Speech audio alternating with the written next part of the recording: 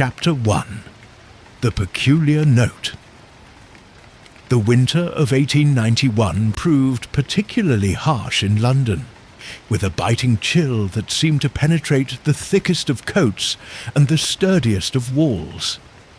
It was during this frigid spell that I found myself sharing quarters with my remarkable friend Sherlock Holmes at our lodgings in Baker Street. Despite the inclement weather, Holmes had been in an unusually cheerful mood, having recently solved a case involving the mysterious disappearance of the Countess of Morcar's emerald necklace. The triumph had left him temporarily satisfied, though I knew from experience that his restless mind would soon require fresh stimulation. On this particular morning, I descended from my bedroom to find Holmes already up, his tall, lean figure silhouetted against the window as he gazed out at the snow-laden streets below. A half-smoked pipe dangled from his thin lips, and the acrid scent of his preferred tobacco hung in the air. "Ah, Watson," he said without turning, having somehow detected my presence. "I trust you slept well despite the howling wind. Mrs. Hudson has left us a pot of coffee, though I fear it has grown rather cold." "Good morning, Holmes," I replied, making my way to the fireplace to stir the dying embers. "Any interesting correspondences today?" Holmes gestured dismissively toward the small pile of letters on the side table. "Nothing worthy of intellectual engagement. A lost pet, a missing housekeeper who has clearly eloped with the gardener, and an invitation to lecture at Oxford on the science of observation. All painfully mundane." I chuckled at his characteristic disdain for ordinary matters. Perhaps this weather has deterred even the criminal classes. Crime, my dear Watson, is as reliable as the tides, regardless of meteorological conditions. The truly intriguing criminals simply adapt their methods to suit the elements. No sooner had these words left his lips than we heard a commotion downstairs, the quay, front door opening and closing, followed by hurried footsteps ascending the 17 steps to our quarters. A moment later, Mrs. Hudson knocked briefly, before ushering in a young police constable whose uniform was dusted with fresh snow. "Inspector Lestrade's compliments, Mr. Holmes," the young man said breathlessly, removing his helmet to reveal a shock of red hair. "He requests your immediate presence at Belgrave Square. There's been a murder, sir, and the inspector says it's most peculiar." Holmes's eyes immediately brightened, the promise of an interesting case dispelling his ennui. "Peculiar in what way, Constable?" "Morris, sir. Constable Morris." The young man shifted uncomfortably. "It's the victim, sir. Lord Harrington found dead in his music room, with a strange note clutched in his hand and a phonograph still playing beside his body." "Interesting," murmured Holmes, already reaching for his coat. "And what made Inspector Lestrade think this case worthy of my attention specifically?" "The note, sir.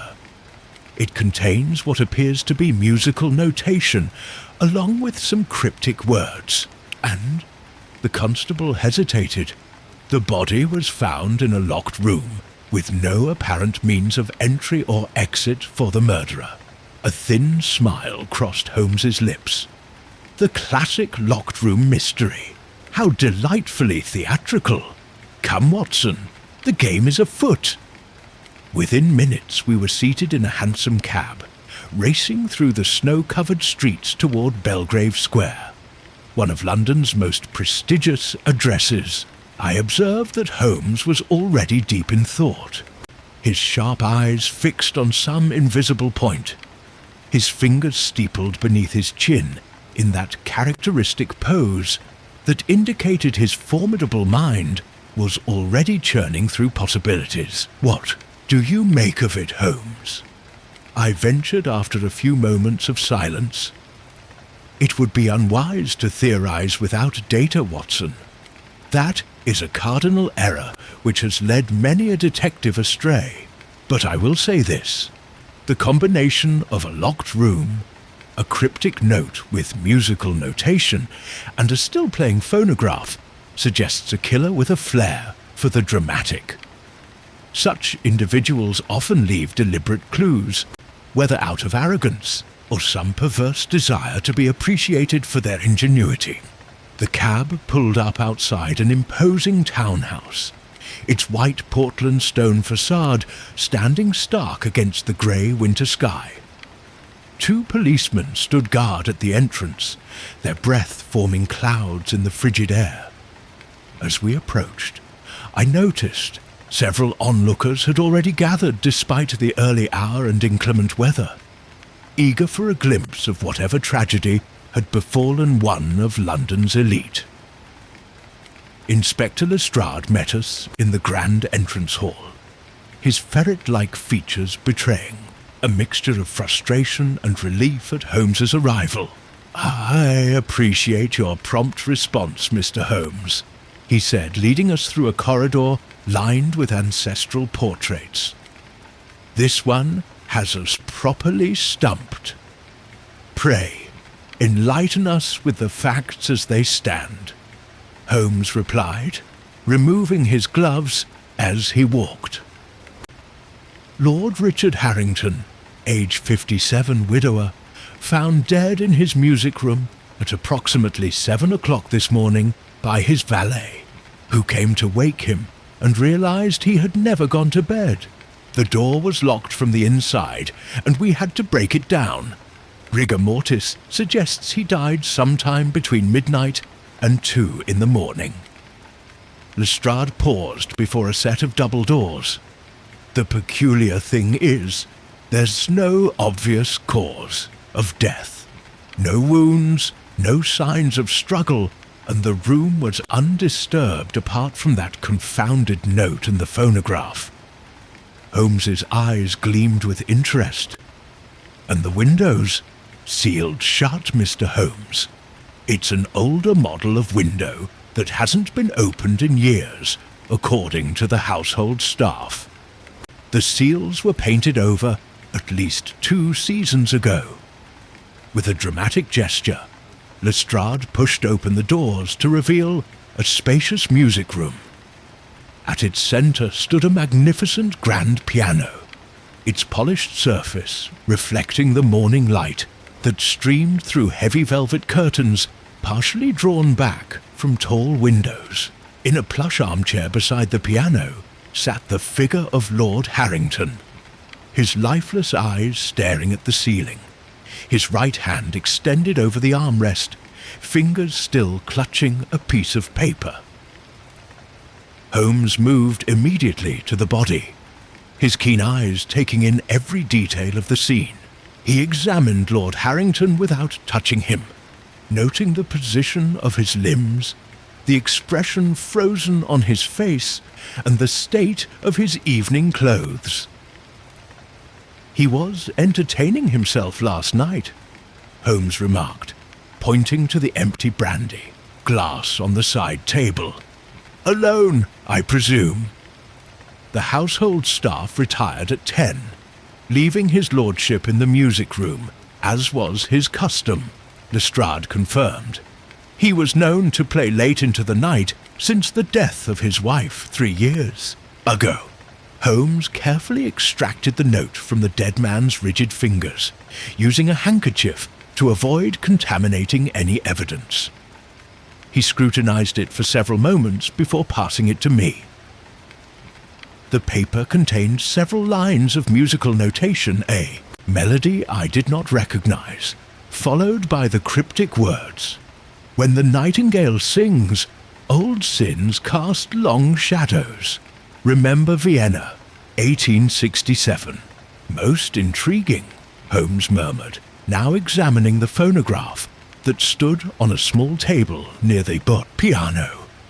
The cylinder was still in place, though the machine had long since wound down. Has anyone played this recording since discovering the body? No, sir, replied Lestrade. We thought it best to leave everything untouched for your inspection. Holmes nodded approvingly. A wise decision. Watson, would you be so kind as to wind this mechanism? I believe the answer to this locked-room conundrum may lie in whatever melody Lord Harrington was listening to in his final moments. As I moved to comply with his request, Holmes continued his methodical examination of the room, paying particular attention to the locked door, the sealed windows, and the fireplace. His eyes darted everywhere, missing nothing, cataloguing every detail from the arrangement of sheet music on the piano to the pattern of ash in the grate. The phonograph crackled to life under my ministrations, and a haunting melody filled the room. A melancholy tune played on violin accompanied by piano. The sweet, sad notes hung in the air, creating an eerie backdrop to our investigation of death. I observed Holmes's reaction closely. At first, his face remained impassive, but as the melody progressed, a glimmer of recognition flickered in his eyes. By the time the short piece concluded, he was standing perfectly still, his eyes half closed in concentration. "Do you recognize this piece, Holmes?" I asked. "Indeed, Watson. It is a rather obscure composition by a little-known Austrian composer named Anton Webern. The significance, however, lies not in the music itself, but in what it represents." Turned to Lestrade. "Inspector, I believe we are dealing with a murder most deliberate and calculated. This was no random act of violence, but a carefully orchestrated revenge, years in the making." "Revenge?" Lestrade echoed. "For what?" Holmes's thin lips curved into a smile that did not reach his eyes. "That, my good inspector, is what we must discover. And it begins with understanding why someone would want Lord Harrington to hear this specific melody as he drew his last breath, and what connection it has to Vienna in 1867. As if to punctuate Holmes's words, a gust of wind rattled the windows, and the flames in the fireplace flickered, casting dancing shadows across the dead man's face, a macabre puppet show that seemed to bring a momentary semblance of life to features now forever stilled. "The song has unlocked the first door to this mystery," Holmes said quietly. "Now we must follow its notes to their inexorable conclusion." Chapter 2. Whispers of Vienna. While Holmes continued his meticulous examination of the music room, Inspector Lestrade summoned Lord Harrington's valet, a thin, austere man named Finch, who had been in the household service for over 2 decades. The valet entered with the rigid posture of one accustomed to formality, though his red-rimmed eyes betrayed his distress at his master's demise. "Mr. Finch," Holmes began without preamble, "I understand you were the one who discovered Lord Harrington this morning." "Yes, sir," the valet replied, his voice barely above a whisper. "His lordship was to attend a meeting of the Royal Geographical Society at 9. When he did not respond to my knock, I grew concerned. It was most unlike him to oversleep." Holmes nodded thoughtfully. "Did Lord Harrington receive any visitors yesterday evening?" "Just one, sir. A gentleman arrived at approximately 8 o'clock. I did not recognize him, but his lordship seemed to know him well. They retired to the music room, and I was instructed not to disturb them under any circumstances." This revelation caught Holmes's interest immediately. "Can you describe this visitor?" Finch furrowed his brow in concentration. Tall, distinguished with a neatly trimmed silver beard. Foreign, I believe. He spoke with a slight accent that I couldn't quite place. Germanic, perhaps. He carried a small leather case about the size of a document portfolio. "And his name?" pressed Lestrade. "His lordship did not introduce him, sir. Most unusual, as his lordship was typically quite proper about such matters." Holmes paced the room slowly, his eyes frequently returning to the phonograph. "Did you notice anything unusual about Lord Harrington's demeanour before or after this mysterious visitor departed?" "After, sir. The gentleman left shortly before 10. When I came to inquire if his lordship required anything further for the evening, he seemed changed, agitated, yet somehow resigned. He dismissed me rather abruptly, which was quite out of character." "And did you happen to hear any of their conversation?" The valet hesitated, his gaze dropping to the floor. "I would never intentionally eavesdrop, sir, but when I brought in the brandy, I did overhear the visitor say something about settling old accounts, and the soprano who never sang again." His lordship became quite pale at that. Holmes exchanged a significant glance with me. "Thank you, Mr. Finch. One last question. Did Lord Harrington ever mention his time in Vienna?" Surprise flickered across the valet's face. "Vienna? Why, yes, occasionally. His lordship spent several months there in his youth, studying music. He seldom spoke of it, but when he did, it seemed to trouble him." "How did you know?" "A reasonable inference," Holmes replied evasively. "Now, I should like to examine his lordship's correspondence and personal papers. Would you be so kind as to show us to his study?" As Finch led us through the opulent corridors of the Harrington residence, I leaned closer to Holmes. "You suspect this visitor brought the phonograph cylinder with him, I presume?" "Indubitably, Watson. A memento from the past, delivered as a prelude to murder." Holmes kept his voice low. "The reference to Vienna in 1867 is our first substantial clue. Something occurred there, something Lord Harrington wished to keep buried. Harrington's study proved to be a handsome room, lined with bookshelves and dominated by a massive oak desk. Holmes immediately set to work, rifling through papers with remarkable speed, while I examined a collection of framed photographs displayed on a side table.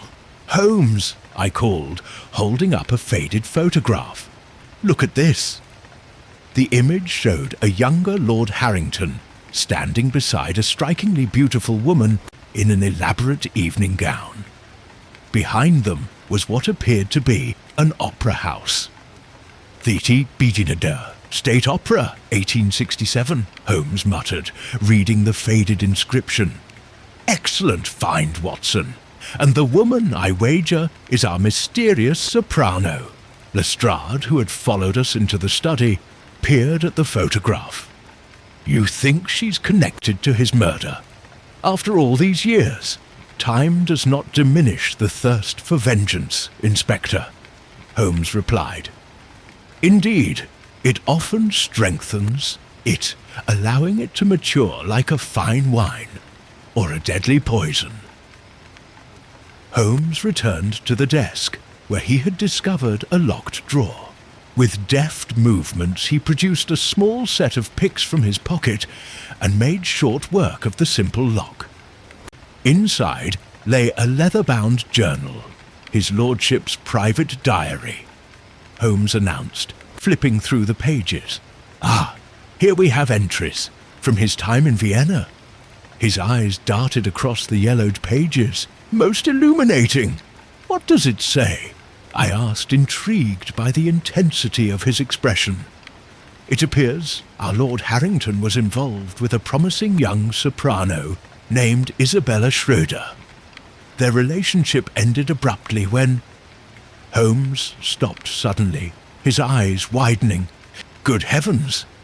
According to this entry, she attempted suicide the night after he broke their engagement to marry Lady Elizabeth Montague, his late wife, who belonged to a far more influential family. Did this Isabella survive? Lestrade asked. The diary doesn't say, Holmes replied, closing the journal. But given the message accompanying our musical clue, I suspect she either died or suffered some lasting consequence that ended her singing career. A commotion in the hallway interrupted our discussion. Moments later, Constable Morris appeared at the door, his youthful face flushed with excitement. Inspector Lestrade, sir. The police surgeon has completed his preliminary examination. Hugh believes Lord Harrington was poisoned. Poisoned? Lestrade echoed. But there was no food or drink save the brandy, which we've tested and found harmless. Holmes's eyes gleamed with sudden understanding. Not all poisons enter through the mouth, Inspector. Watson, we must return to the music room immediately. As we hurried back through the corridors, I could see that Holmes had already formulated a theory. The next piece of the puzzle was about to fall into place, and I felt that familiar thrill of the chase that always accompanied our investigations. The song that unlocks the murder, Holmes murmured as we reached the music room door. Let us see what other secrets it might reveal. Chapter 3. The Poisoned Melody. Upon our return to the music room, Holmes approached the phonograph with renewed purpose. His grey eyes gleamed with that peculiar intensity I had come to recognize as the sign of a breakthrough. The police surgeon, a portly man with spectacles perched precariously on his nose, was still examining Lord Harrington's body. Dr. Mercer, Holmes addressed him. What led you to conclude poison was the cause of death? The surgeon straightened up, adjusting his spectacles. The victim exhibits classic signs of cyanide poisoning, Mr. Holmes. The slightly blue tinge to the lips, the faint almond odour on the breath. Yet there's no evidence he ingested anything containing the poison. Holmes nodded as if this confirmed his suspicions. May I? He gestured toward the phonograph, and without waiting for permission, began examining it with his magnifying glass, paying particular attention to the trumpet-like horn from which the sound emerged. Just as I thought, he murmured after a moment. Watson, Inspector, observe but do not touch. He pointed to the interior rim of the brass horn. Notice the fine, almost invisible residue along this edge. When the phonograph was played, the vibrations dispersed microscopic particles into the air. Potassium cyanide, I wager, prepared in a specially formulated powder to become airborne when agitated by sound waves. Lestrade looked sceptical. Are you suggesting someone poisoned him through music, Mr. Holmes? Not the music itself, Inspector, but rather the clever use of acoustics as a delivery mechanism. Holmes carefully extracted a small sample of the residue with the tip of his pocket knife, transferring it to a glass vial. The murderer needed Lord Harrington to play this specific cylinder, knowing that, as he sat listening to it in this closed room, he would gradually inhale a lethal dose. Ingenious and diabolical, I remarked, both horrified and impressed by the killer's methodology. Holmes turned his attention to the cylinder itself. This is no ordinary recording. It was custom-made for this specific purpose. He delicately removed it from the mechanism. Notice the unusual composition of the wax, slightly different from standard phonograph cylinders. I suspect it was designed to heat slightly more than normal during play, further aiding the dispersion of the poison. But how could the murderer ensure Lord Harrington would play it? Lestrade asked. That, Inspector, is where our mysterious visitor enters the narrative.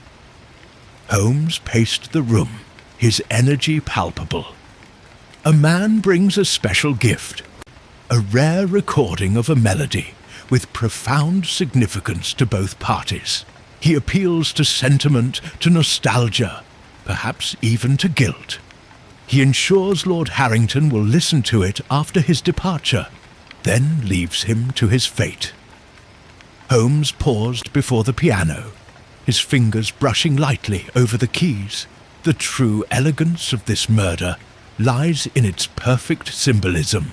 Lord Harrington is killed by a song connected to his past transgression, alone in his music room, the very art that once bound him to Isabella Schroeder, becoming the instrument of his demise.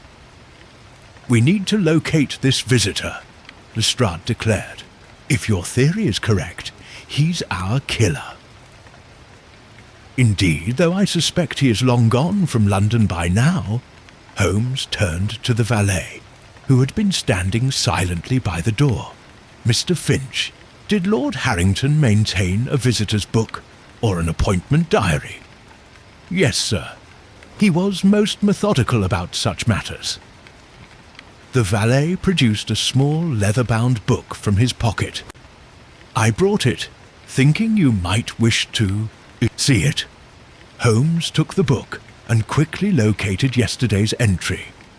Dr. Anton Weber, 8 p.m. He read aloud. Not Webern, but Weber, a subtle alteration of the composer's name. Our killer has a flair for the theatrical and a mordant sense of humour. Could it be a relative of Isabella seeking revenge? I suggested. A reasonable hypothesis, Watson, though we must not leap to conclusions without further evidence. Holmes turned back to the valet. Did Dr. Weber leave an address or calling card? No, sir, though he did mention he was staying at the Langham Hotel. Holmes's eyes lit up. Excellent! Lestrade, I suggest you dispatch a man to the Langham immediately, though I suspect our quarry has already checked out. Consider it done. Lestrade gestured to Constable Morris, who hurried from the room. Holmes returned to the body, examining Lord Harrington's hands with his magnifying glass. Calluses on the fingertips, the mark of a dedicated pianist, and his evening clothes are of excellent quality but several years old, suggesting a man of wealth who cared little for fashion. The signet ring bears the Harrington family crest, but there's a faint tan line on his left hand where another ring once sat. A wedding band removed after his wife's death, perhaps. 3 years ago, confirmed the valet. His lordship mourned Lady Elizabeth deeply. And yet, Holmes mused, he kept this photograph of himself with Isabella Schroeder. Sentiment or guilt? He straightened up suddenly. Watson, we must visit the Royal Opera Archives. If Isabella Schroeder was indeed a promising soprano in 1867, there should be records of her performances, and perhaps what became of her. As we prepared to depart, Constable Morris returned, breathless from his quick journey. Dr. Weber checked out early this morning, sir. The desk clerk described him just as Mr. Finch did. Tall, distinguished with a silver beard. He paid in cash and left no forwarding address. Did he leave anything behind? Any clue to his next destination? Holmes pressed. Just this, sir. The clerk found it after he'd gone and kept it, thinking the gentleman might return for it. Morris handed over a small crumpled piece of paper. Holmes smoothed it out carefully. It was a playbill fragment from the Vienna State Opera, dated June 1867, advertising a performance of Mozart's The Magic Flute, with Isabella Schroeder listed as Pamina, the final piece of confirmation, Holmes said quietly. Our killer wants us to follow this trail, Watson. He has laid out the clues like breadcrumbs, leading us inexorably toward the truth he wishes revealed. But why? I asked. If his goal was simply revenge, why not let the mystery of Lord Harrington's death remain unsolved? Holmes's expression was grave as he pocketed the playbill fragment. Because, my dear Watson, this is not merely about death. It is about justice and exposure. Our killer wants the world to know what Lord Harrington did all those years ago in Vienna, and I fear we have only begun to uncover the depths of that particular sin. Chapter 4. Echoes from the Past. The Royal Opera Archives occupied a dusty corner of Covent Garden, far from the opulence of the theatre itself.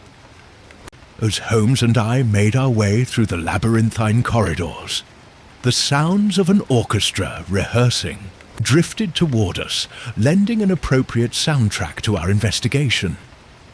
We were met by the archivist, Mr. Edwin Blackwood, a wizened gentleman whose stooped posture suggested decades spent bending over documents.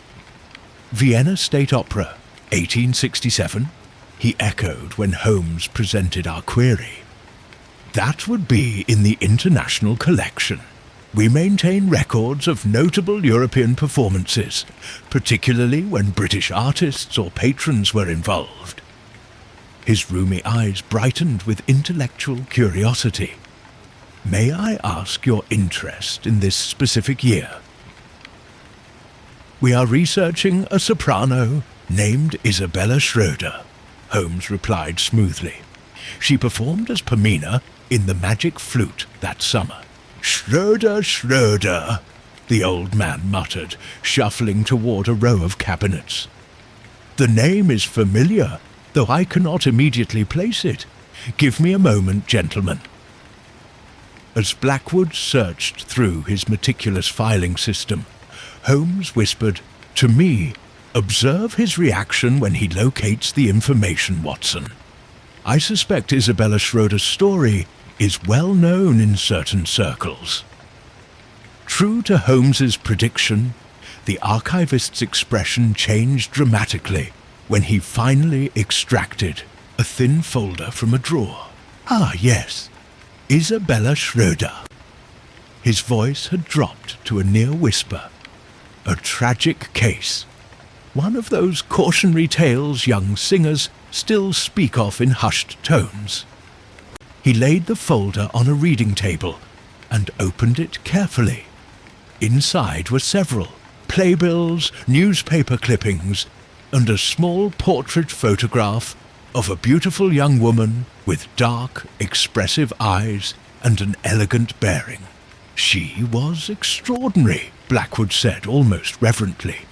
A soprano of remarkable promise.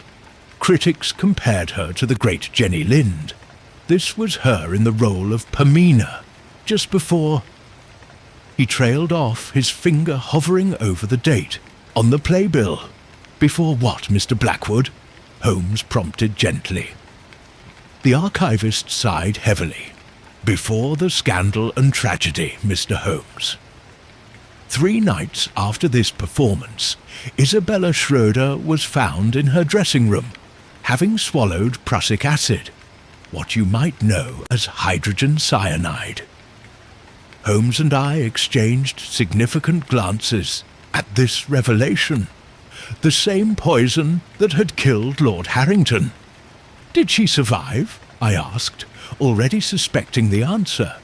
Yes, though perhaps death would have been kinder. Blackwood replied grimly. She was discovered in time, but the damage was severe. The acid burned her throat irreparably. She never spoke again, let alone sang. He carefully turned over a yellowed newspaper clipping. The incident created quite a sensation, particularly given the rumours surrounding her relationship with a visiting English nobleman, Lord Richard Harrington, Holmes stated rather than asked. Blackwood looked up sharply. You know of this connection. It is central to our inquiry, Holmes confirmed. What exactly happened between them? The archivist hesitated, clearly uncomfortable. I deal in documented facts, Mr. Holmes, not gossip. But in this case... He extracted another clipping, this one from a Viennese society column. It was widely reported that Lord Harrington had been courting Miss Schroeder for several months. There were expectations of an engagement announcement following her run as Pamina.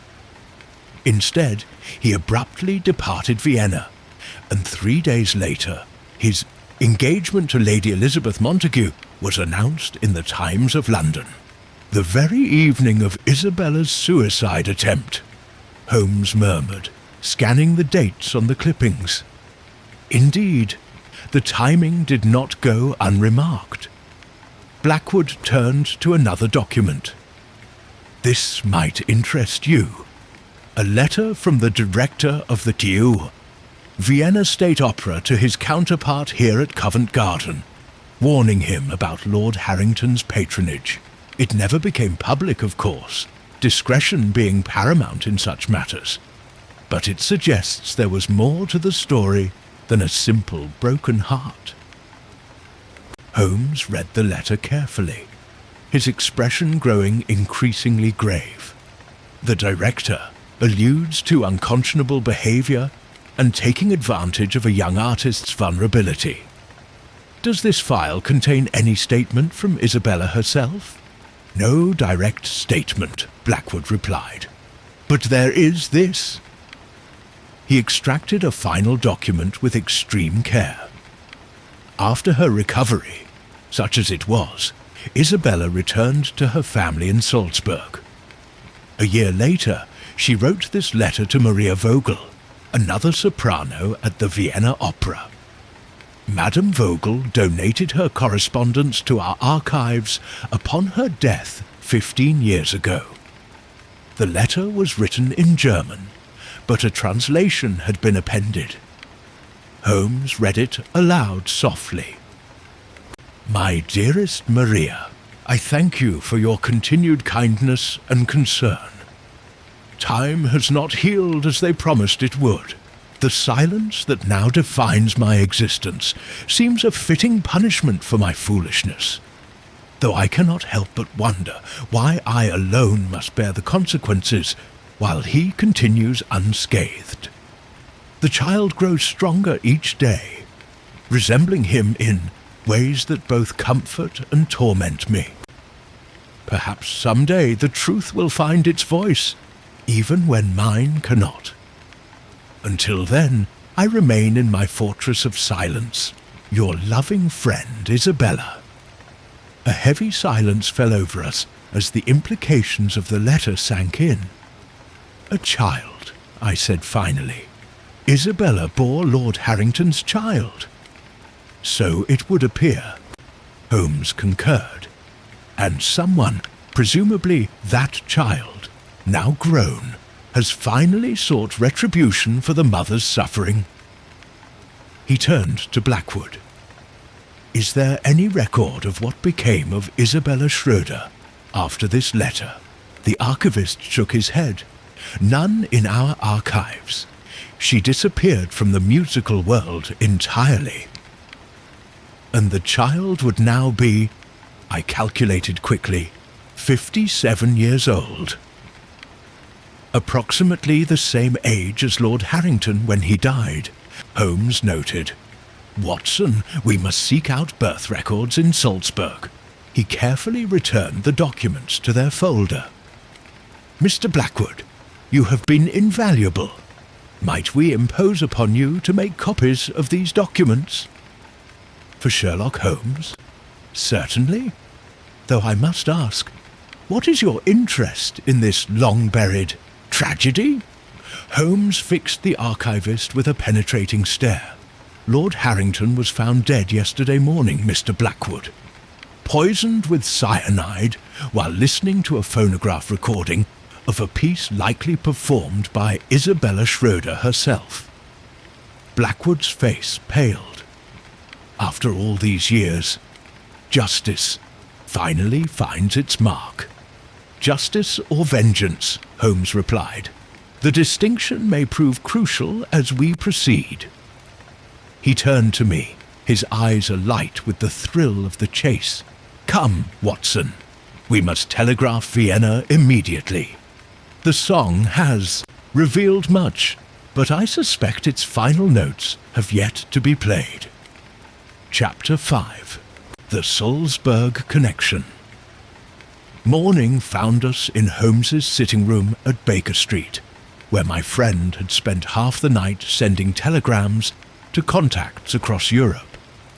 He had barely touched the breakfast Mrs. Hudson had prepared, his mind entirely consumed by the case. The morning papers screamed lurid headlines about Lord Harrington's mysterious death, though mercifully they had not yet discovered the connection to Isabella Schroeder. "I have taken the liberty of arranging passage to Vienna," Holmes announced, lighting his pipe. "The Continental Express departs this evening." "Vienna?" I asked, surprised by this sudden decision. "I thought our inquiries were directed toward Salzburg." "All in good time, Watson.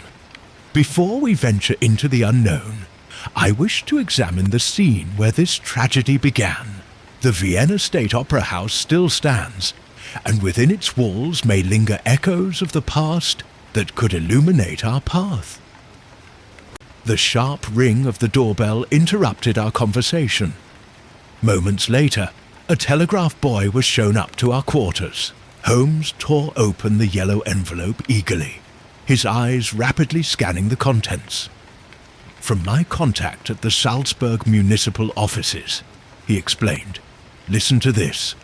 Records confirm birth of male child to Isabella Schroeder, June 1868.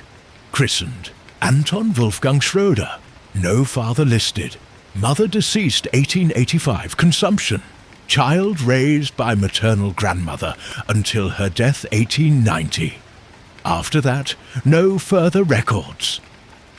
"Anton," Holmes repeated thoughtfully. "Named after the composer Weber, perhaps? A connection that would later inspire his alias." "Do you believe this? Anton is our mysterious Dr. Weber?" I asked. "It seems a reasonable hypothesis, though we must not exclude other possibilities. The name Anton might be coincidental, and we have no evidence yet that Isabella's son harboured any ill will toward his absent father." Holmes paced the room, his dressing gown swirling around him. What became of young Anton after his grandmother's death? That 17-year gap in the records is most instructive. "He would have been 22 then," I observed. "Old enough to make his own way in the world." "Indeed, and with no ties to bind him to Salzburg, he might have gone anywhere." Holmes stopped abruptly as the doorbell rang again. "Ah, that will be Lestrade with the chemical analysis."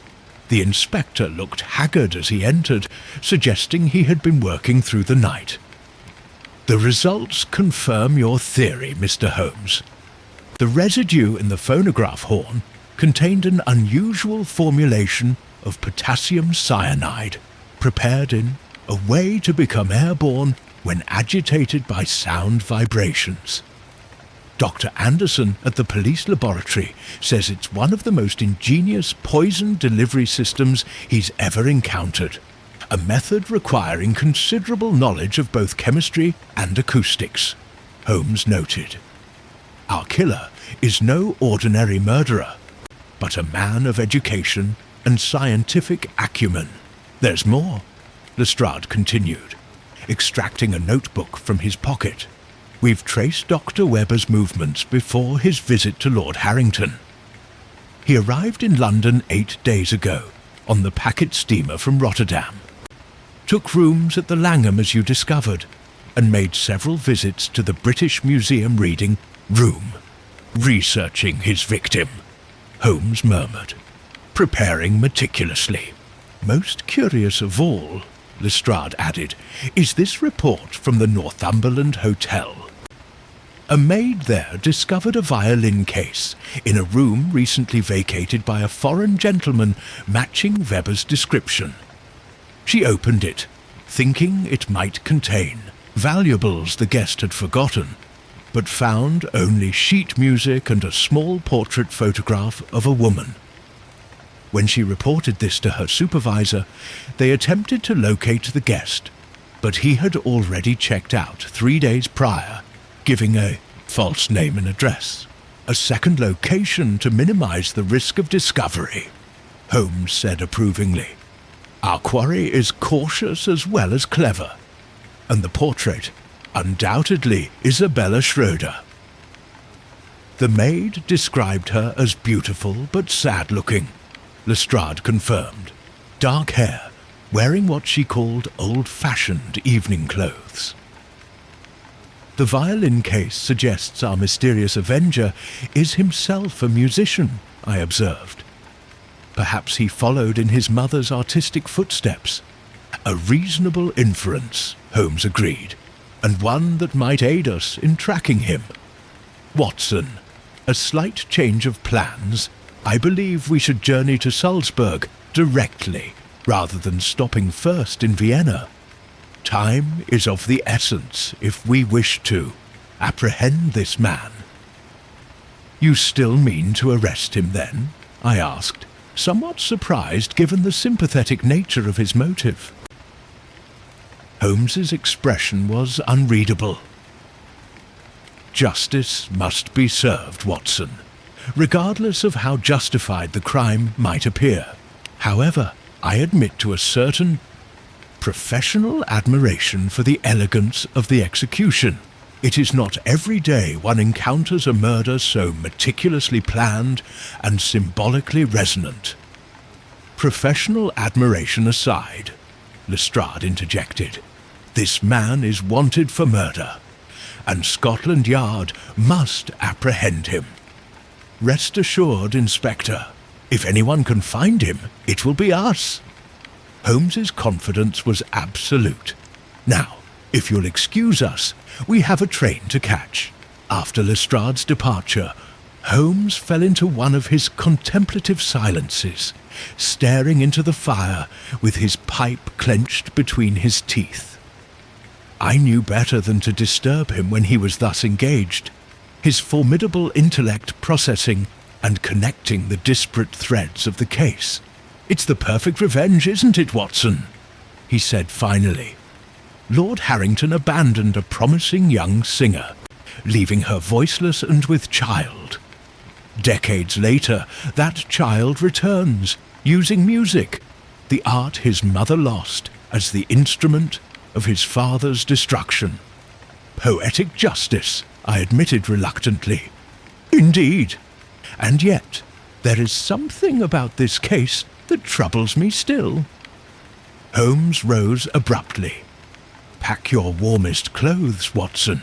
The Austrian winter will be far harsher than our London fog, and I suspect the coldness we shall encounter extends beyond mere weather. As I prepared for our journey, I could not help but reflect on the tragic figure of Isabella Schroeder, whose promising life had been shattered by Lord Harrington's callousness. Whatever judgment awaited her son, if indeed he was our killer, I found myself hoping he might somehow elude it, though I would never have voiced such a sentiment to Holmes, whose devotion to justice typically transcended personal sympathies.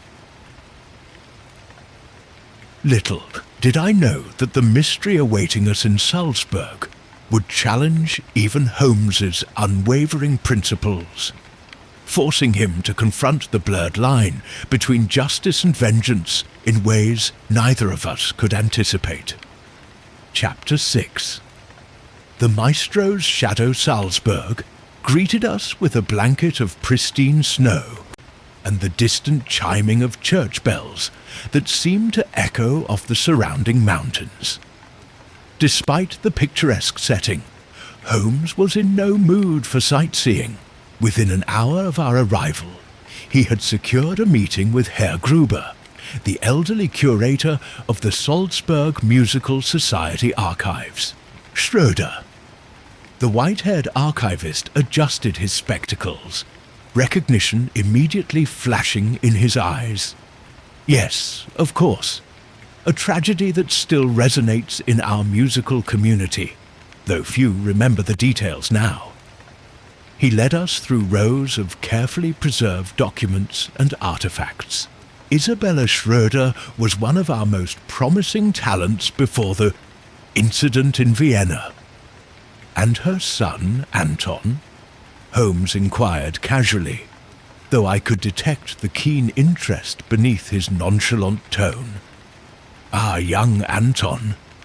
Herr Gruber's expression softened. A remarkable child from all accounts. Inherited his mother's musical gifts, particularly on the violin. Isabella never spoke again after her return from Vienna, you understand. But she could still play the piano beautifully. They would perform together at home. The silent mother and her precocious son. You speak as if you knew them personally, I observed. I knew of them, Dr. Watson. Salzburg's musical community is small and close-knit. Isabella was something of a recluse after her return, but occasionally she would attend concerts, always heavily veiled. He pulled out a leather-bound ledger from a shelf. Anton studied at our conservatory briefly. Here, see? Entered at age 12. Exceptional progress noted, particularly in composition and violin. Holmes examined the records with interest. He left the conservatory after only 2 years. Why? Financial difficulties, I believe.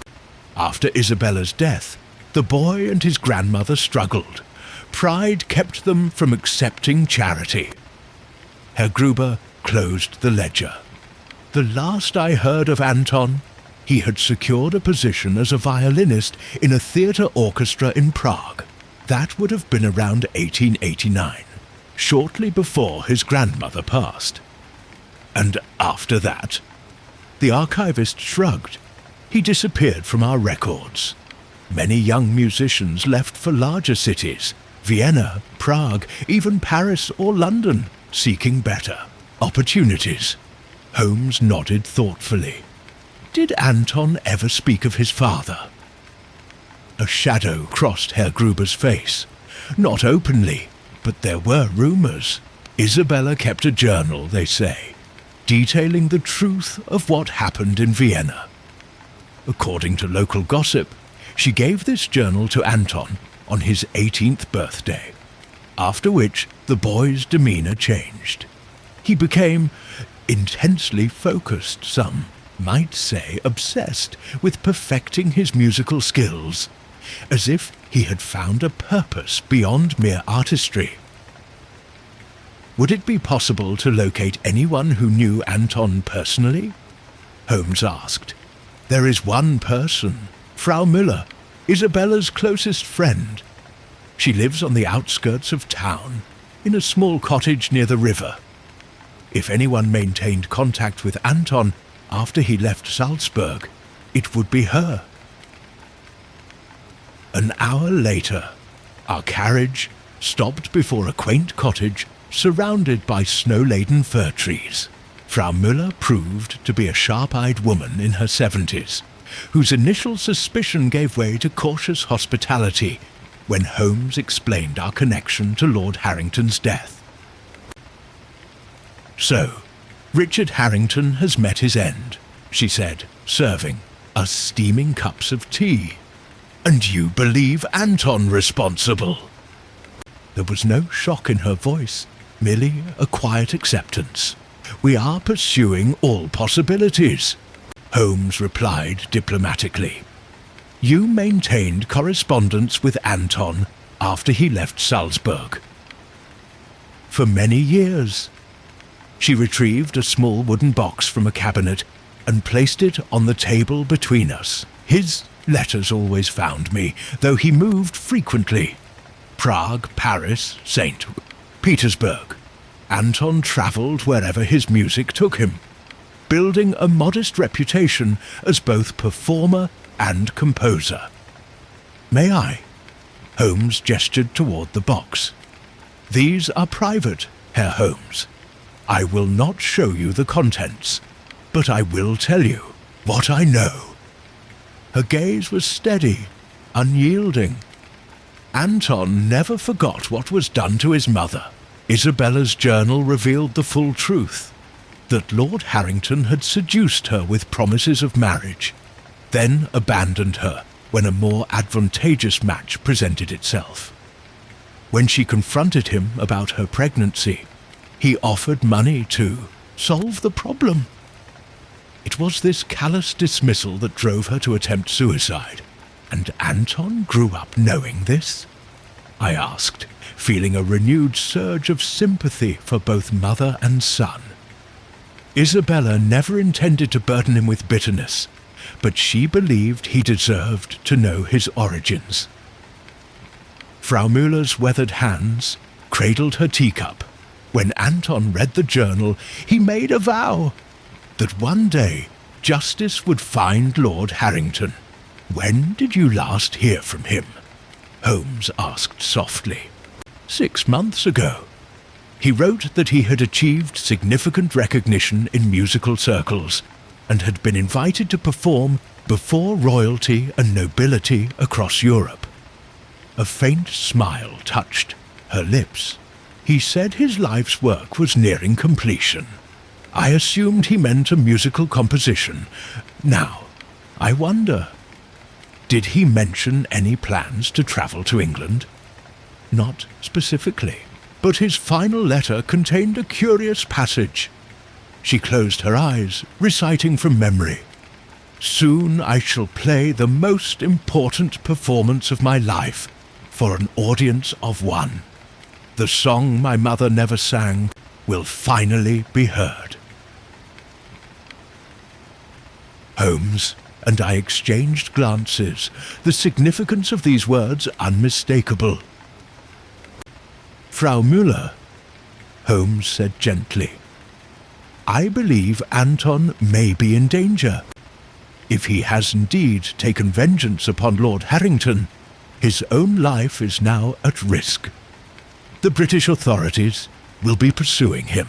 If you have any way to contact him, any idea where he might go next, I urge you to share it with us. The elderly woman studied Holmes carefully. And if I help you find him, what then? Will you deliver him to the gallows for avenging his mother? Seek justice, not merely punishment, Holmes replied, his voice uncharacteristically soft. But I cannot promise what form that justice will take. After a long moment, Frau Müller reached into the wooden box and extracted a small card. Anton's last known address in Vienna, a boarding house popular with musicians near the opera house. She handed it to Holmes reluctantly. He is a good man, Herr Holmes, shaped by tragedy but not defined by it. His music brings beauty into the world, just as his mother's once did. As we rose to leave, she added quietly, If you find him, tell him Elsa says the nightingale still sings in the garden where his mother rests. Outside, as our carriage made its way back toward Salzburg through the falling snow, Holmes remained silent, the address card turning slowly between his fingers. A coded message? I inquired.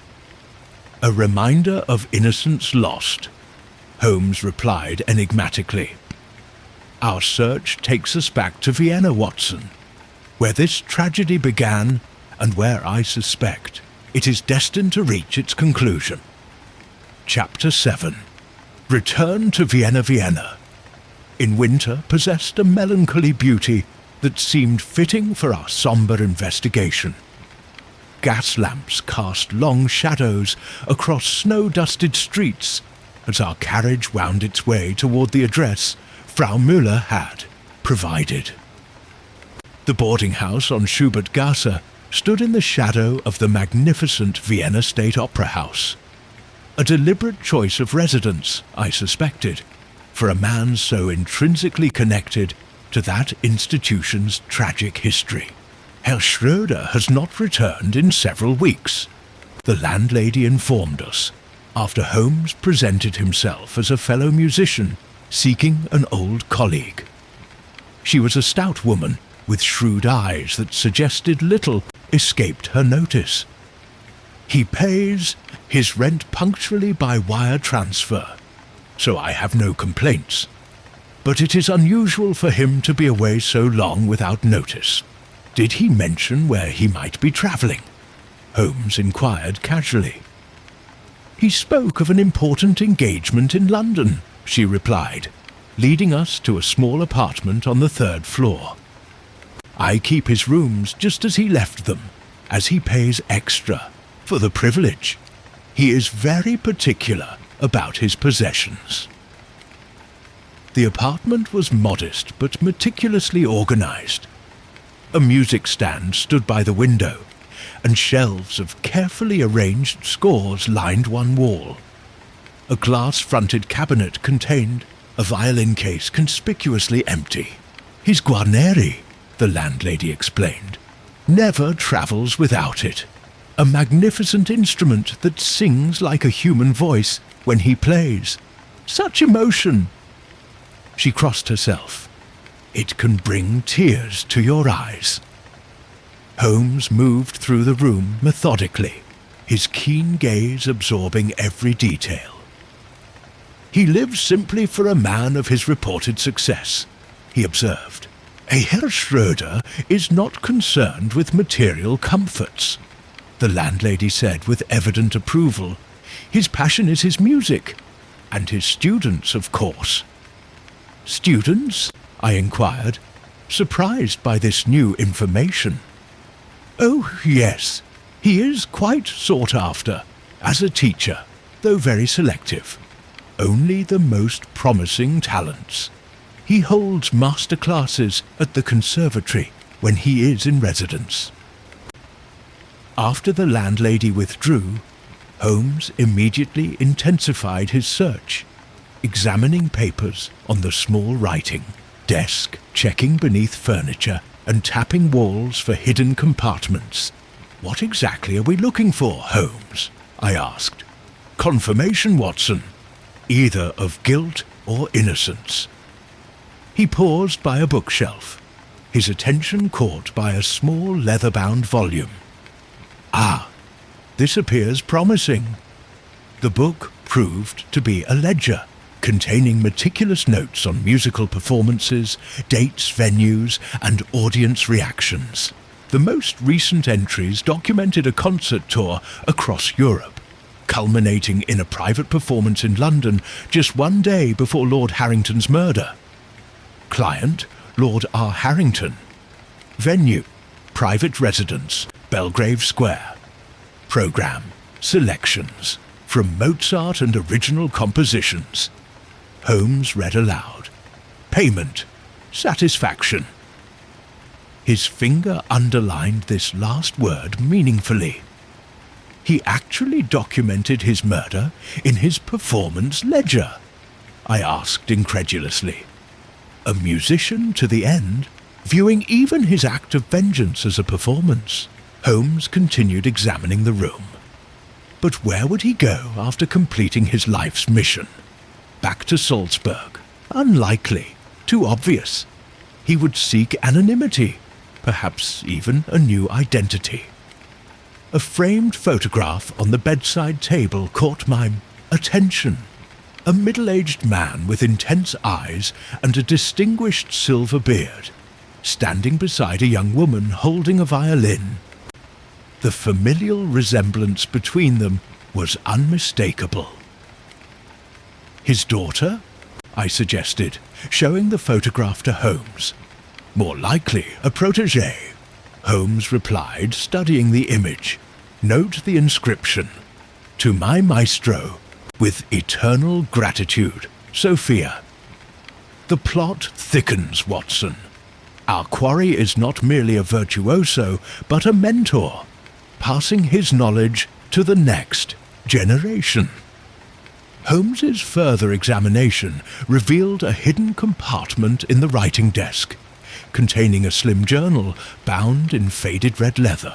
"Isabella Schroeder's diary," Holmes breathed, handling it with reverence.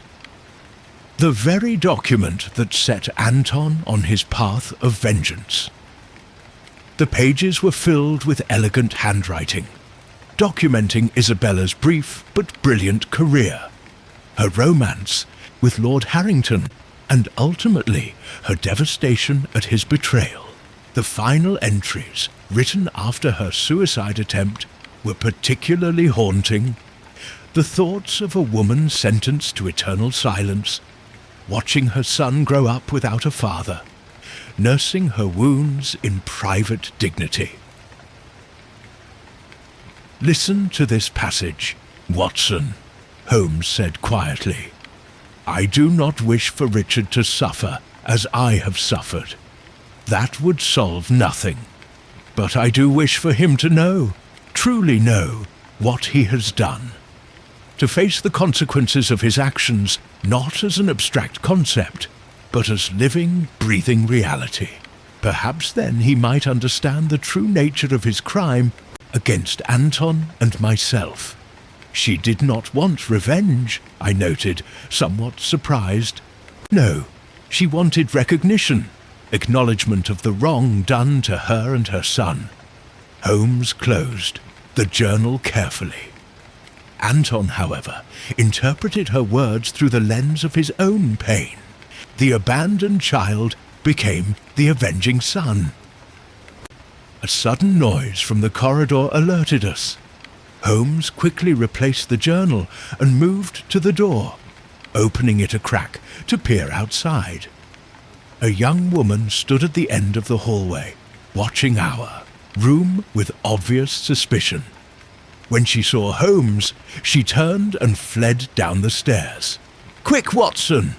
Holmes exclaimed, dashing after her. "That's the girl from the photograph." We pursued her through the boarding house and into the street, where the falling snow and evening crowds provided ample cover. Despite Holmes's best efforts, we lost her among the theatre-goers streaming toward the opera house. "Sophia," Holmes muttered, frustrated by the escape. "Anton's student and likely confidant. She was watching the apartment, perhaps even tasked with alerting him should anyone come searching." "Then she knows where he is," I concluded. "Precisely. And if she recognized us as English visitors rather than local police, she may now be warning him that his pursuers have crossed the channel." Holmes's expression was grim. "Our window of opportunity narrows, Watson. We must locate Sophia before she leads Anton into deeper hiding. Or worse, convinces him that one murder demands another to ensure his freedom." As if to underscore the urgency, the bells of St. Stephen's Cathedral began to toll, their sombre notes echoing across the snow-covered city like a funeral dirge. Chapter 8. The Nightingale's Pupil. "We have been approaching this case as detectives, Watson," Holmes remarked as we warmed ourselves in a cafe across from the opera house. "Perhaps we should instead think as musicians." "I'm afraid my musical knowledge extends little beyond military marches," I admitted. "And then we shall rely on my modest acquaintance with the violin."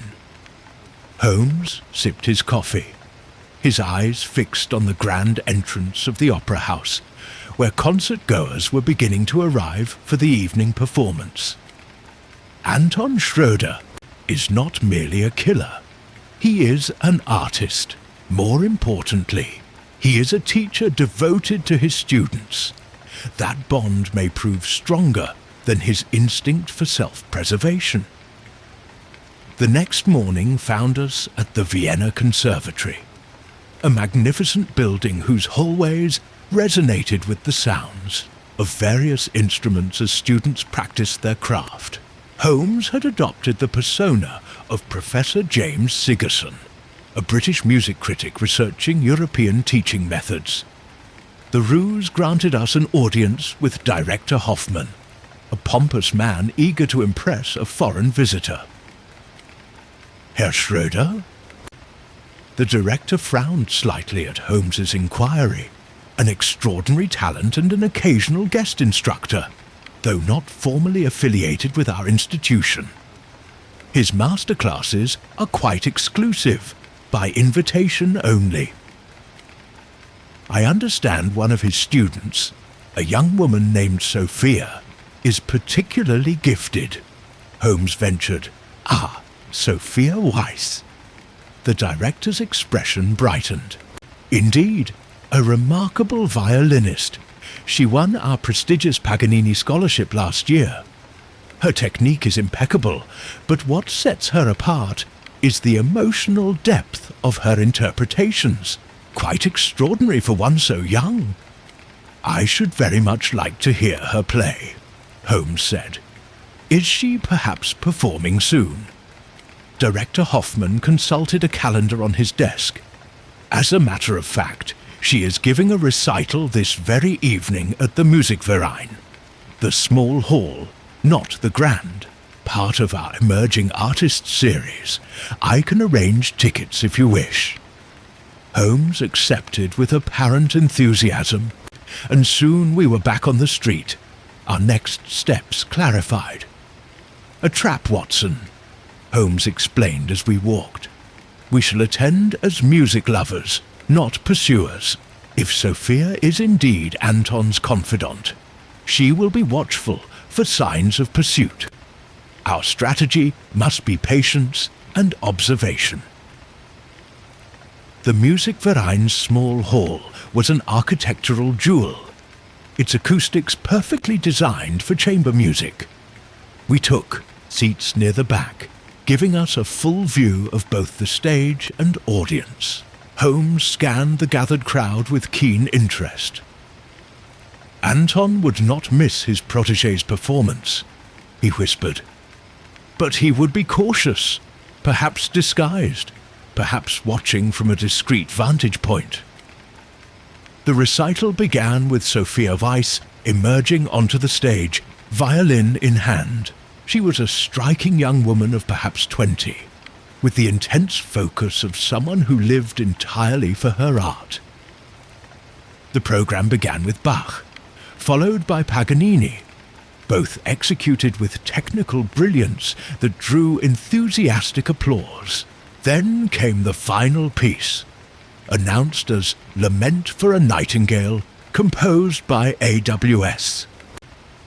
The haunting melody that filled the hall was immediately familiar, the same music that had played on Lord Harrington's phonograph during his final moments. The murder weapon performed in concert, Holmes murmured. Audacious. Sophia played with such emotional intensity that many in the audience were moved to tears. The piece ended with a sustained high note that seemed to hover in the air, like a departing spirit. In the silence before the applause, I noticed Holmes's attention fix on an elderly man seated in a box near the stage, who was applauding with particular vigour despite the limitations of his gnarled hands. "A red herring," Holmes said under his breath. "Note the arthritic fingers. This man could never have crafted the delicate mechanism required for our poisoned phonograph." His gaze shifted to a stagehand partially visible in the wings, watching Sophia's performance with obvious pride. There, the build, the bearing, the focused attention, disguised but not from me. Following the recital, Holmes insisted we wait outside rather than approaching Sophia directly. She is our bridge to Anton, but startling her would only drive them both deeper into hiding. We watched as audience members slowly dispersed into the night. Eventually, Sophia emerged, violin case in hand. Instead of heading toward the street, she walked around to the stage door, where she was briefly joined by the stagehand Holmes had observed. They spoke for a moment before she handed him what appeared to be a letter. He tucked it inside his jacket and disappeared down an alley.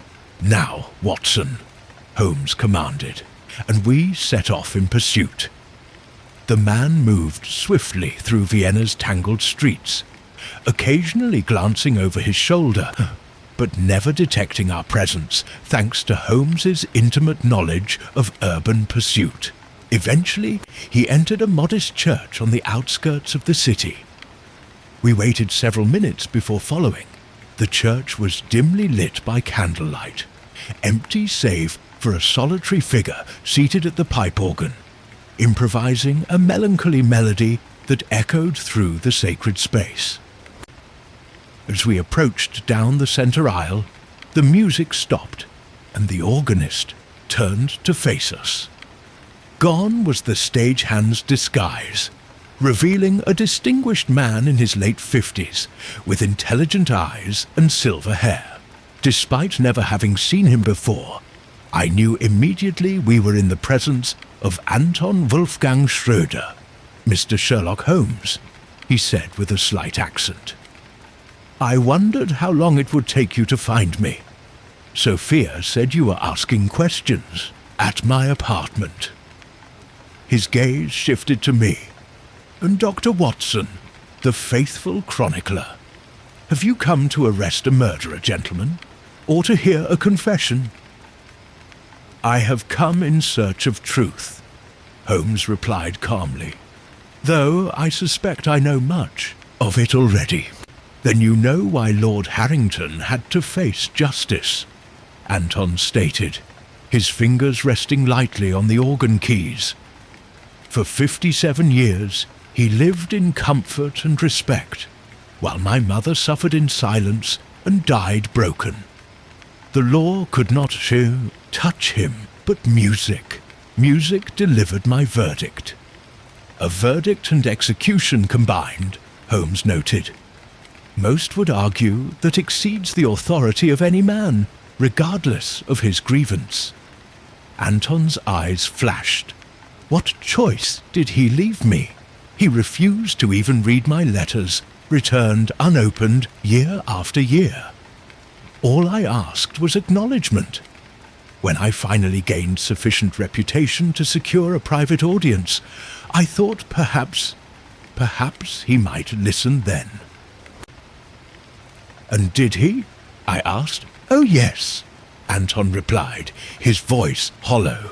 "He listened to my mother's story, to the truth of his abandonment.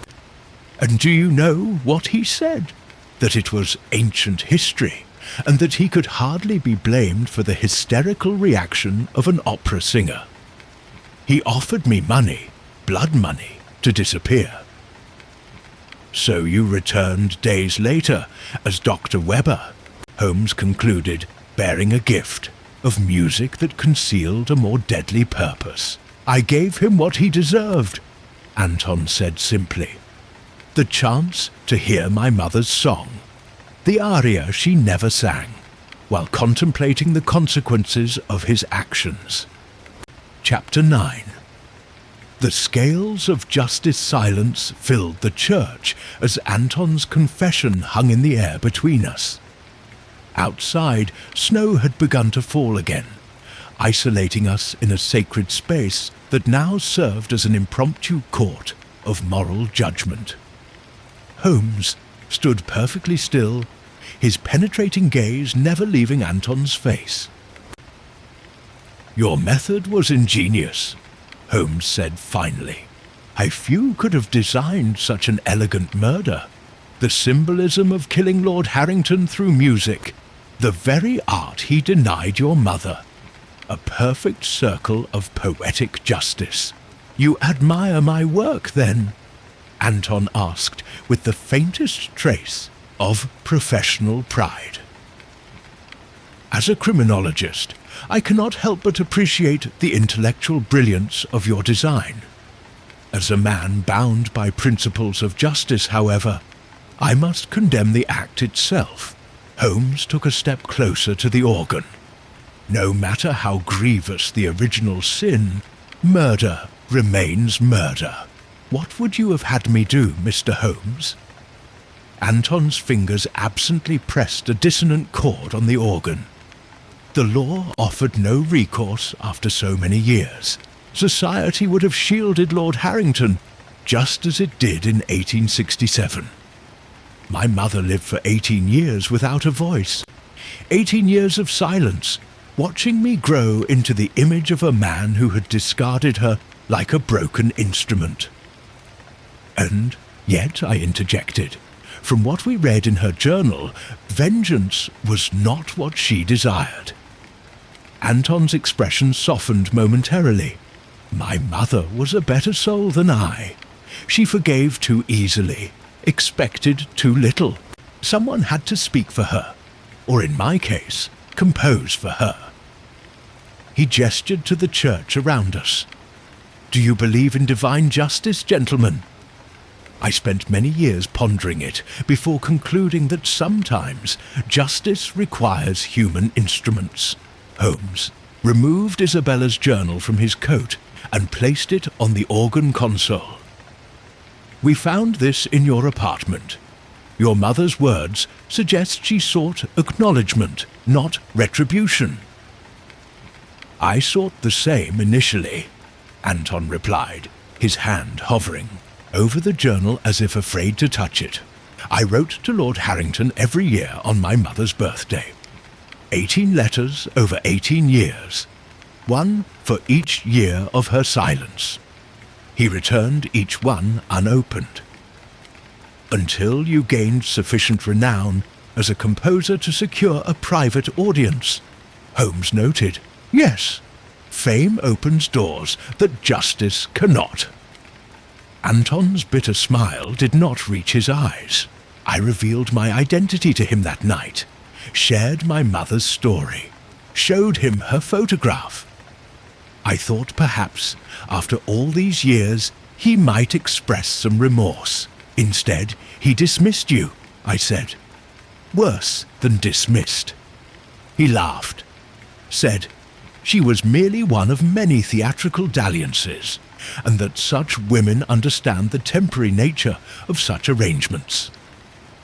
Anton's knuckles whitened as he gripped the edge of the organ console. When I mentioned her suicide attempt and subsequent inability to speak, he suggested she had orchestrated a theatrical tragedy to extract money from him. Holmes nodded gravely. So you returned days later, disguised as Dr. Weber with your deadly gift. I composed Lament for a Nightingale for my mother years ago. The phonograph recording was meant to be the last thing he ever heard. Her story, told through music, reaching him as his life ebbed away. Anton looked down at his hands. You've heard Sophia play it. She brings to it all the emotion my mother would have had she been able to sing again. The young lady is unaware of your actions, I presume? Holmes asked. Sophia knows nothing of this. She is innocent, a pure artist, untainted by the legacy of bitterness I've carried. For the first time, real emotion cracked Anton's composed exterior. She represents what might have been, had history taken a different turn, had my mother's voice not been silenced, had my father acknowledged his responsibilities.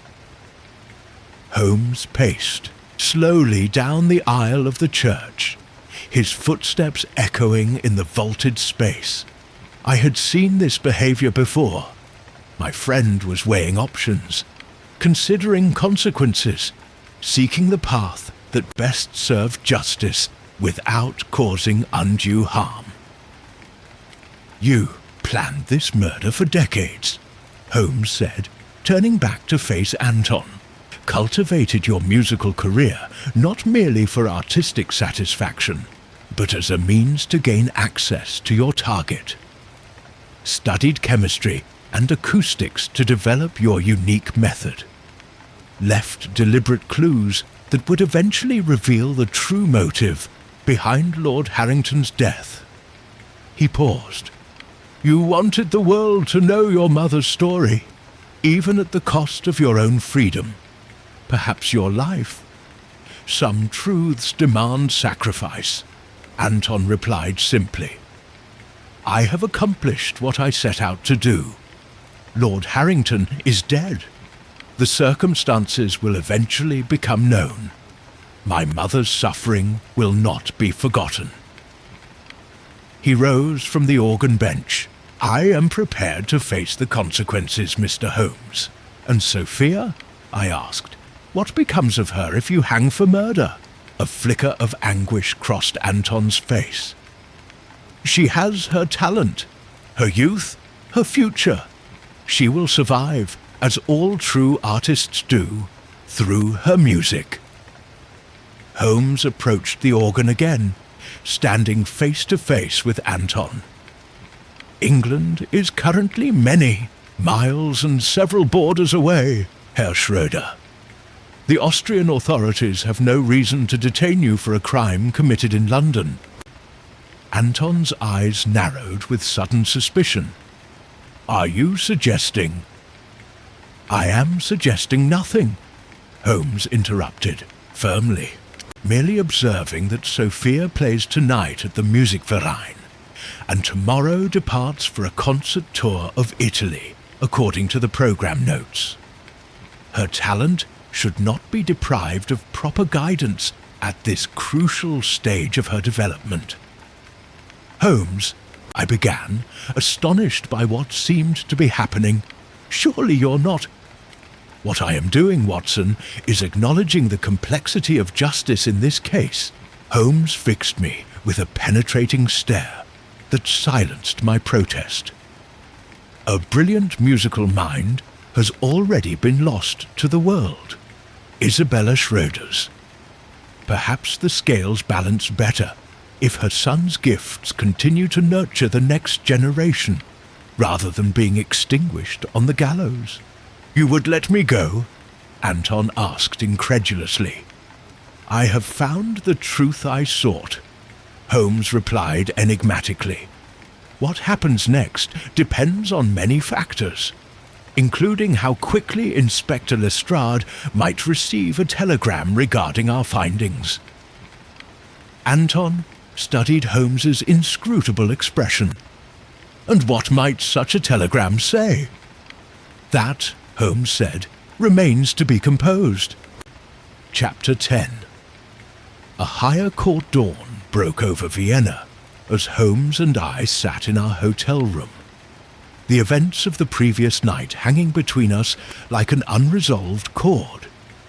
My friend had maintained a thoughtful silence during our return journey, refusing to elaborate on his cryptic exchange with Anton Schroeder. Now, as he sat by the window watching the city awaken, I could no longer contain my questions.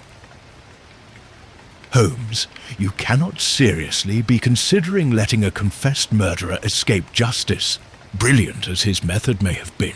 Holmes turned to me, his expression grave. What is justice in this case, Watson? The enforcement of law or the balancing of moral scales? Lord Harrington destroyed Isabella Schroeder's life and denied his own son for nearly 6 decades without facing any consequences. That does not justify murder, I insisted. No, it does not, Holmes agreed. Yet I find myself reluctant to deliver Anton Schroeder to the gallows when the true crime began long before he was even born. He rose and paced the room. There is also the matter of evidence. Evidence? The man confessed to us directly. A confession made to private citizens in a foreign country, with no witnesses, no formal caution given. Holmes shook his head. Any competent defense barrister would have it dismissed immediately. Without Anton's testimony, what proof do we have that connects him definitively to the murder? I considered this. The phonograph cylinder with the poison. His composition played on it. A composition that has been performed publicly, recorded, commercially, and could have been acquired by anyone with the means to attend a concert or purchase a cylinder, Holmes countered. The musical connection is circumstantial at best. His presence in London at the time of the murder, under a false name. Many travellers use pseudonyms, and many musicians visit London. Again, circumstantial. I felt a growing frustration. Are you playing devil's advocate, Holmes? Or have you genuinely convinced yourself to abandon the pursuit of justice in this case? Holmes fixed me with a penetrating stare. I have never abandoned justice, Watson. I merely question whether justice and law are entirely synonymous in this particular instance. Before I could respond, a knock came at our door. Holmes opened it to reveal a hotel page with a telegram from London. My friend read it quickly, his expression darkening. It appears circumstances may have rendered our moral dilemma moot, he said, handing me the telegram. Inspector Lestrade reports that a thorough examination of Lord Harrington's papers has revealed a pattern of similar behaviour throughout his life. 3 other women have been identified who claimed he fathered their children, only to be paid off or threatened into silence. One case resulted in another suicide. Successful in that instance. Good Lord, I murmured. A habitual predator. Indeed. And there's more. Lord Harrington's solicitor has come forward with information that his client recently changed his will after receiving a visit from a distinguished foreign musician who claimed to be his son. The new will explicitly disinherits any potential heirs who might come forward claiming paternity, specifically mentioning musical charlatans seeking to profit from youthful indiscretions. He knew Anton might expose him publicly, I realized, and took preemptive steps to discredit any such claims. Holmes confirmed. The solicitor also mentioned that Lord Harrington seemed unusually agitated after this visit, burning several old letters and demanding that all future correspondence be screened for anything bearing a Viennese postmark. Holmes returned to the window, his profile sharp against the morning light. The wheels of justice turn in unexpected ways, Watson. Sometimes they require a push. Other times they advance, of their own accord. A second knock at the door interrupted us. This time, the page delivered a small envelope addressed to Holmes in an elegant hand. Inside was a concert program for that evening at the Musikverein, with Sophia Weiss featured as soloist. A handwritten note on the margin read simply, "Final performance. Lament for a Nightingale. AWS." "He's saying goodbye," Holmes murmured. One last public performance of his mother's piece before he... The unfinished sentence hung in the air. Without another word, Holmes reached for his coat. "Where are you going?" I asked. "To send a telegram to Lestrade," he replied, "and then to purchase tickets for tonight's concert." "And what will you tell Lestrade?" Holmes paused at the door. "That our investigation continues. but that we have uncovered significant mitigating circumstances surrounding Lord Harrington's death, which must be considered in the interest of true justice." "That's rather vague," I observed. "Precision will come later," Holmes said cryptically. "For now, I believe we owe it to Isabella Schroeder to hear her lament performed one final time. That evening found us once again in the Musikverein, though this time seated prominently in the front row where Anton could not fail to see us. The programme began with Beethoven and Brahms, but it was the final piece that drew us, and, it seemed, most of the audience. And Lament for a Nightingale had developed something of a local reputation, and the hall was filled to capacity. Sophia took the stage in a black gown that seemed appropriate for the solemnity of the piece.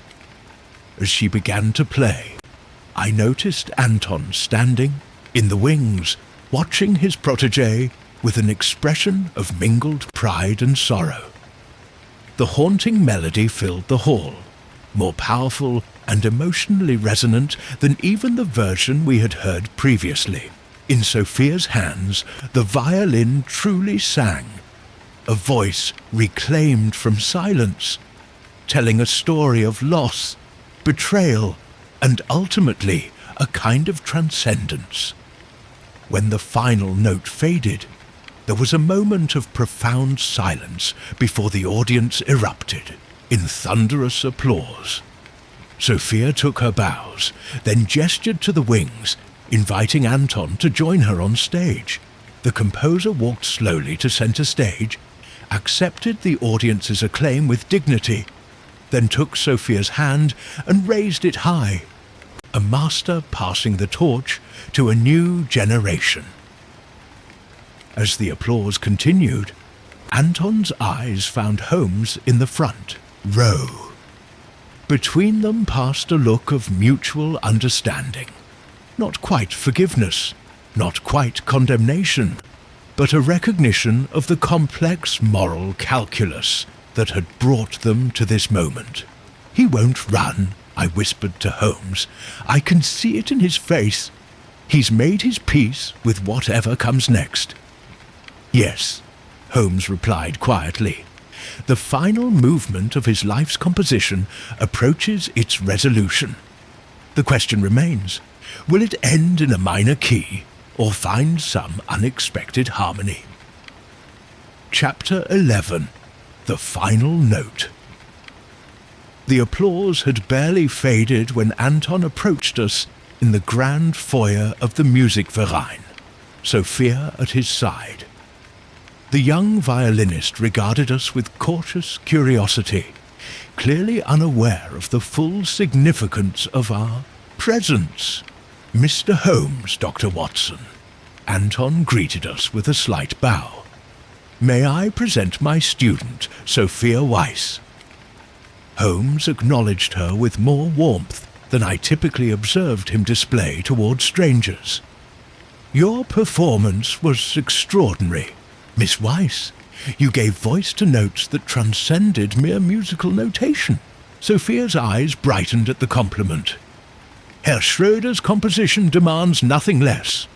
Lament for a Nightingale contains a lifetime of emotion. It deserves to be played with one's whole heart." "Indeed," Holmes agreed, "a lifetime distilled into a single melody. Most appropriate." Anton turned to his protégé. "Sophia, would you be so kind as to give me a few moments with these gentlemen? There are matters we must discuss privately." Though clearly curious, she nodded respectfully. "Of course, Maestro. I should speak with the concertmaster about tomorrow's rehearsal schedule." With a final questioning glance at us, she moved away through the dispersing crowd. "She knows nothing of Lord Harrington," Anton said once she was out of earshot. "I would prefer it remain that way." "That depends entirely on what happens next," Holmes replied. "Have you reached a decision?" Anton's expression remained composed, though I detected a subtle tension in his bearing. I have. After tonight's performance, my mother's story has been told. Her voice, through my music and Sophia's bow, has finally been heard. I am prepared to face whatever consequences you deem appropriate, Mr. Holmes. Holmes studied him intently. Earlier today, I received information that complicates this case considerably. It appears Lord Harrington made a habit of exploiting young women throughout his life. Your mother was neither the first nor the last to suffer at his hands. That does not surprise me, Anton replied quietly. Men who view others as mere instruments for their pleasure rarely change their nature. Indeed. Holmes paused, choosing his next words carefully. The law, Herr Schroeder, is an imperfect mechanism for justice. It cannot restore your mother's voice, nor can it give you back the father you should have had. All it can offer now is punishment, either yours or posthumously his. And which do you favour, Mr. Holmes? I favour truth, Holmes said simply. The truth of what Lord Harrington did to your mother. The truth of how that shaped your life. And yes, the truth of how he died. He glanced around the opulent hall. But truth has many audiences, and justice many forms. From his coat pocket, Holmes withdrew a sealed envelope. This contains my full report to Scotland Yard regarding the death of Lord Richard Harrington. I have detailed the method of murder, and the evidence connecting it to a musician who visited him shortly before his death.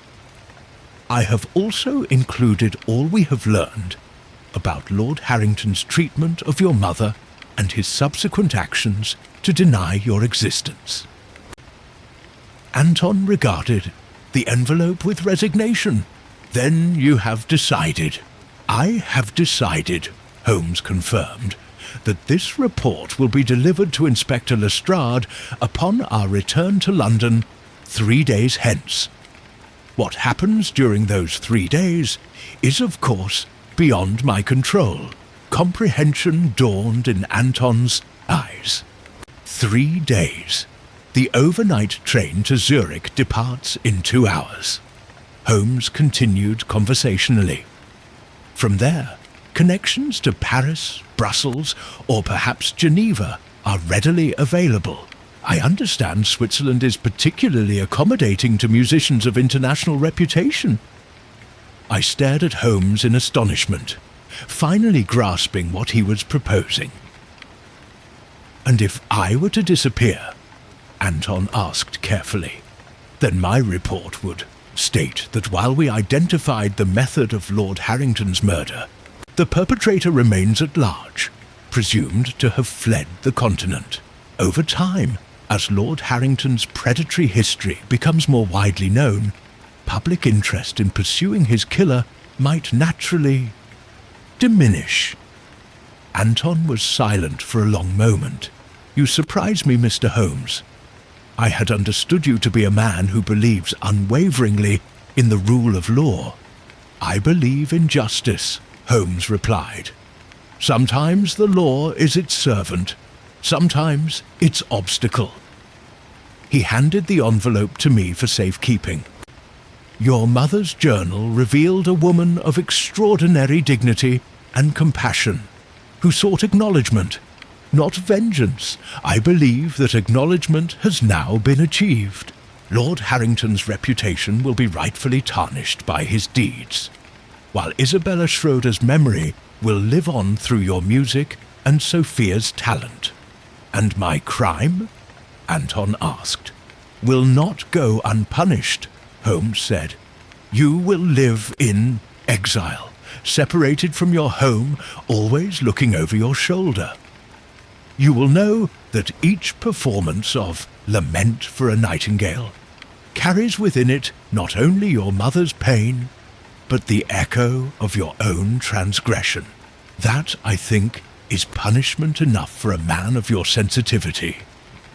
The crowd had thinned considerably, and Sophia was now watching us from across the foyer, her expression concerned.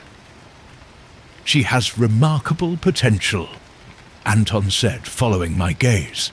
"Perhaps the greatest talent I have ever encountered. Then ensure her legacy is not tainted by association with murder," Holmes advised. "Make your decision, Herr Schroeder. We will not speak again." Anton extended his hand. "Thank you, Mr. Holmes, for hearing the full composition, not merely the final movement." Holmes accepted the handshake with solemn formality. "Safe travels, Maestro, should you choose to embark on them." Without another word, Anton rejoined Sophia, placing a paternal hand on her shoulder as they exited the Musikverein together. "Holmes," I said once we were alone, "are you certain about this? It goes against everything." "Sometimes justice requires interpretation, Watson, much like a musical score." Holmes's expression was unreadable. "The notes are fixed, but how they are played determines whether the result is merely correct or truly meaningful." As we stepped out into the snowy Vienna night, the last strains of Lament for a Nightingale seemed to linger in the air, a melody of loss transformed through artistry and understanding into something approaching redemption. "Come," Holmes said, pulling his coat tighter against the cold. "We have a report to write, one that will ensure Isabella Schroeder's voice is finally properly heard." Chapter 12. Echoes Baker Street welcomed us back with its familiar fog and ceaseless activity, though I found myself still haunted by the haunting strains of Lament for a Nightingale. 2 weeks had passed since our return from Vienna, and Holmes had been characteristically taciturn regarding the final outcome of the Harrington case. His report to Scotland Yard had been delivered as promised, though I noted it had undergone several revisions during our journey home. It was a dreary March afternoon when Inspector Lestrade called upon us, bringing with him the latest developments in the case that had so challenged our usual notions of justice. "Well, Mr. Holmes," Lestrade announced, settling into the chair by the fire, "it seems your mysterious Dr. Weber has vanished completely. Our inquiries across Europe have yielded nothing." Holmes, who had been conducting a malodorous chemical experiment at his workbench, merely nodded. As I suspected, a man of his intelligence would not leave an obvious trail. "The strange thing is," Lestrade continued, "public interest in the case has waned considerably since those newspapers got hold of Lord Harrington's history. Once word spread about those other women and their children, sentiment rather turned against him, posthumously speaking. People do not grieve long for predators, Inspector," Holmes observed, setting aside his test tubes. "Lord Harrington's true character was his own undoing, in life as in death." "Still, murder is murder," Lestrade insisted, though with less conviction than I might have expected. "We'll keep the case open, of course, but with no new leads." He shrugged expressively. "Indeed, and how has Lady Harrington received the revelations about her late husband?" Holmes inquired. "That's another strange turn," Lestrade replied. "She claims to have suspected his affairs for years, but had no idea about the children. She's instructed her solicitors to locate any legitimate offspring of her husband, with the intention of making some provision for them. Though nothing so generous as an inheritance, mind you. A gesture of atonement, perhaps," I suggested. though not her sin to atone for. Speaking of unexpected gestures, Lestrade said, extracting an envelope from his pocket. This arrived at the yard yesterday. Addressed to you, Mr. Holmes. Foreign postmark. No return address. We examined it for any dangerous substances, of course. Holmes accepted the envelope with an arched eyebrow. Most considerate of you, Inspector. After Lestrade's departure, Holmes opened the mysterious envelope. Inside was a concert program from the Zurich Tonhalle, featuring the Swiss debut of violinist Sophia Weiss. A handwritten note on the margin read, "The Nightingale sings again. Ide." Switzerland, I noted. He took your suggestion, so it would appear. Holmes placed the program carefully in his desk drawer. A wise choice. Their extradition policies are notoriously complex. Do you regret your decision, Holmes? Allowing a confessed murderer to escape? My friend contemplated the question while lighting his pipe. Justice and law are not always perfectly aligned, Watson. In this case, enforcing the letter of the law would have silenced yet another voice. This time Anton's, and by extension, Sophia's remarkable talent. The world has already lost enough music to Lord Harrington's selfishness. Before I could respond, Mrs. Hudson entered with the afternoon post, which included a small package addressed to Holmes. Curious, he murmured, examining the Viennese postmark before carefully unwrapping the parcel. Inside was a phonograph cylinder and a brief note. For the archives of Mr. Sherlock Holmes, the original recording, now rendered harmless. The instrument that delivered justice should not claim innocent lives. AWS. Good God, Holmes, he sent you the murder weapon. Now merely a historical artifact. Holmes replied, examining the cylinder. Note their meticulous cleaning. Any trace of poison has been thoroughly removed. Even in this, our musical avenger demonstrates his precision and conscience. But weeks later, I chanced to read in the Times that a newly discovered composition by Anonymous had been performed at Covent Garden to considerable acclaim. Titled The Nightingale's Vindication, it was described as a companion piece to the increasingly popular Lament for a Nightingale, transforming the earlier work's themes of sorrow into a celebration of resilience and renewal. When I showed the review to Holmes, he smiled enigmatically. Music, like justice, finds its way into the world through unexpected channels, Watson. Isabella Schroeder's voice was silenced, but her song continues, now transformed from lamentation to triumph. And her son lives in exile, unpunished by the law, I noted. Not unpunished, Holmes corrected.